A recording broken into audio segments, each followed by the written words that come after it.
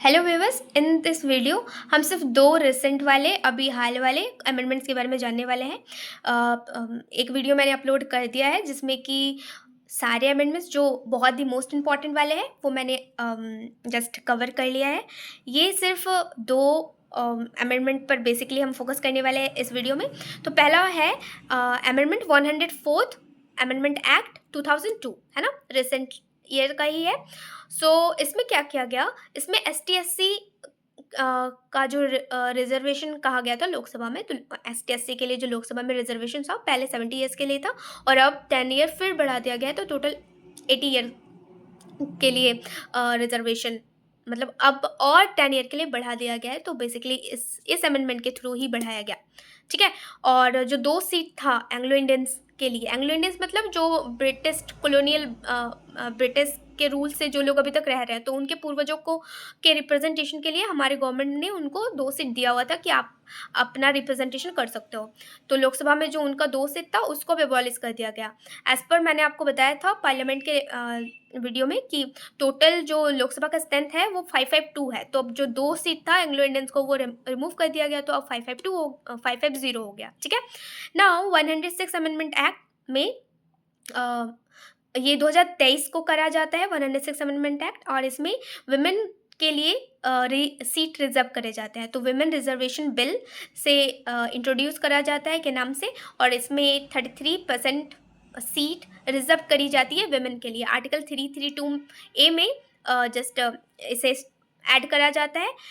And इसमें कहा गया कि Lok Sabha, state legislative assembly and state legislative assembly of Delhi, इनमें वुमेन के लिए सीट 33% रिजर्व करा जाएगा, ठीक है, ताकि वुमेन का पार्टिसिपेशन इंश्योर किया जा सके पार्लियामेंट्स में, राइट। और बेसिकली आप देखो कि ये जो पब्लिक मतलब जो जिसमें पीपल का पार्टिसिपेशन डायरेक्टली होता है, लोकसभा में होता है, स्टेट लेजिस्लेटिव असेंबली विधानसभा में होता है, एंड दिल्ली में भी लेजिस्लेटिव असेंबली है, तो दिल्ली में, लेकिन आपने इसमें कहीं भी नहीं देखा कि पार्लियामेंट के दोनों हाउसेस में होता है। दोनों हाउसेस बोलने का मतलब राज्यसभा में नहीं होता, राज्यसभा में नहीं किया गया है वुमेन का पार्टिसिपेशन इंश्योर, और ना ही विधान परिषद में करा गया है। वहाँ पर करा गया है जहाँ पर पीपल्स का पार्टिसिपेशन डायरेक्टली होता है। तो पीपल डायरेक्टली लोकसभा के लिए इलेक्ट करते हैं, है ना।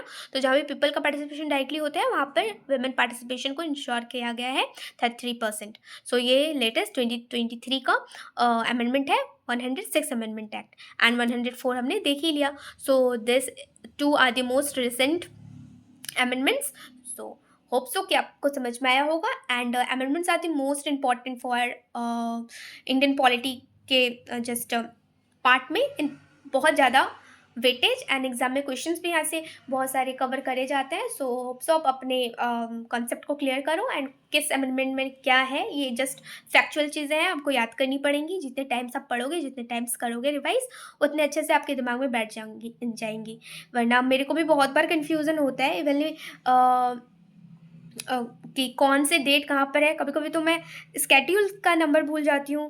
जैसे आज ही मैं क्वेश्चन सॉल्व कर रही थी, तो मेरे को जस्ट याद ही नहीं आया, लिटरली एकदम नहीं याद आया कि 9th स्केड्यूल किस चीज़ के बारे में बात करता है क्या आखिर 9th स्केड्यूल में। हालांकि मैंने बहुत बार पढ़ा है, लेकिन फिर भी 9th स्केड्यूल और एक फंसी थी मैं, 9th स्केड्यूल और फर्स्ट अमेंडमेंट, 7th अमेंडमेंट, है ना। तो मेरे को याद ही नहीं आया कि मैंने क्या पढ़ा था। तो ये सारी ऐसी चीज़ें हैं कि आप जितने टाइम इसको रिवाइज करोगे उतने अच्छे से आपकी जो मेमोरी है वो और बूस्ट होती चली जाएगी, पकड़ स्ट्रांग बनती चली जाएगी। So all the best and bye.